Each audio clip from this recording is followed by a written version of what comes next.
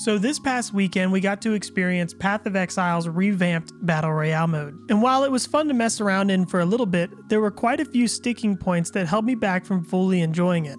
This is to be expected of a new game mode, obviously, but I thought it would be a good idea to make a video giving my feedback and also to see where you guys stand with the new game mode as well. I'd like to start with skill balance because I think this is where I saw the most complaints. Obviously, Blight is very strong in the early game, and it can be very strong in the late game too. Some people feel like it's so strong that you can't even win without it. Even GGG made a joke about it in one of their tweets, so they are fully aware of the community's reaction to it. But here's the thing with skill balance though, we only got one weekend with the game mode, which I feel like is too short to really assume whether or not some skills are good or bad. However, I do think it's safe to say that Blight is overtuned for the early game at the very least, and Explosive Arrow is as well. It's mostly how effective both of these skills are at killing monsters. Getting XP and gaining levels plays such a large role in whether or not you can even progress into the mid-game, let alone win. So much so that a lot of players will just outright leave the game if they don't pick up a decent skill at the start. I think problems with finding skill gems can be fixed pretty easily by reducing player numbers or upping the map size, but we'll get to those topics in a bit. The other skill I want to talk about is Whirling Blades. In just about every single game lobby, the top 2 players are using Whirling Blades, and watching them try to kill each other is the most ridiculous shit you'll ever see. I think Whirling Blades needs to either have a cooldown like the other movement abilities, or it should just be removed. If they do decide to change it, then they might need to keep an eye on Leap Slam and Shield Charge, because it's possible that those 2 movement skills could get out of hand if Whirling Blades is nerfed or removed.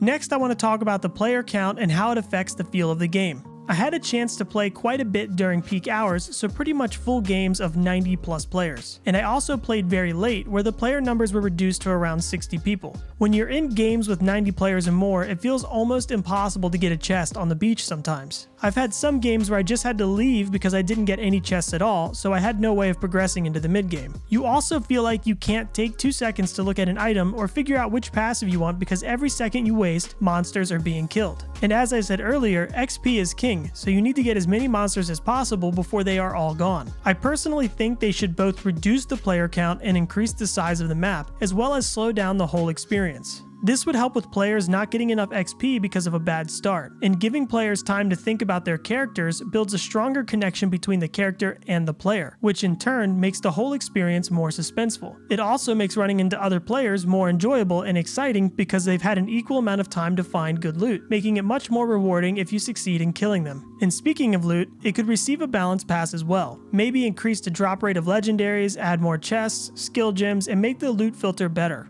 I always have trouble picking out potions among the loot, and when you're in a constant state of rush, it makes it even harder to focus on. So at the very least, having the loot filter make potions more obvious would be nice. But in the future, it would be cool to have a feature where you could easily toggle between like 3 different filters. One for bow builds, another for melee builds, and one for spell builds. Each of them highlighting things like the strongest base weapons. I don't know, something simple like that might be nice. Okay, all these next topics sort of bleed together, but I think they would make the overall experience much more enjoyable. Map size, XP, and monsters all should be adjusted in some way. The map size could be much larger, and there should be other ways of getting XP, like opening chests for example, and events, which we'll get to in a second. And there definitely needs to be more monsters. They could make monsters just respawn after a period of time, and then when the circle gets to a certain size, they just stop respawning. Obviously, if they make the map larger, then there will be more monsters in general, and that might be enough to fix the problem. But having a larger map helps with a lot of things. It offers players more chests, gives them more monsters for XP, and spaces everyone out from each other at the start. It also gives the developers more room to add interesting things like events. They could have strong boxes where players have to kill waves of enemies before it opens, but it has really good loot inside. Unique bosses placed all over the map with better loot tables. Circles that players need to hold for a certain period of time to gain things like XP, items, or skill gems, but it lets nearby enemy players know that you are standing in it.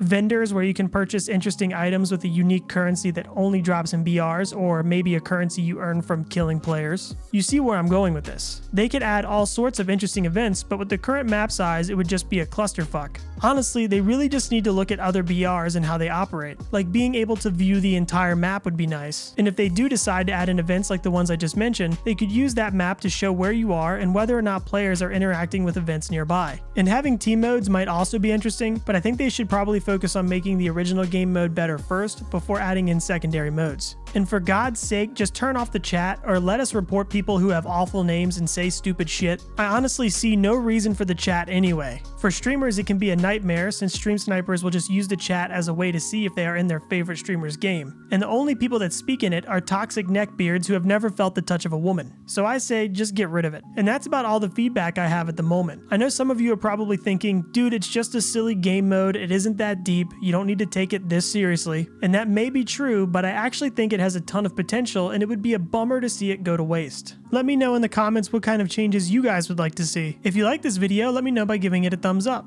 And be sure to subscribe for more gaming related content.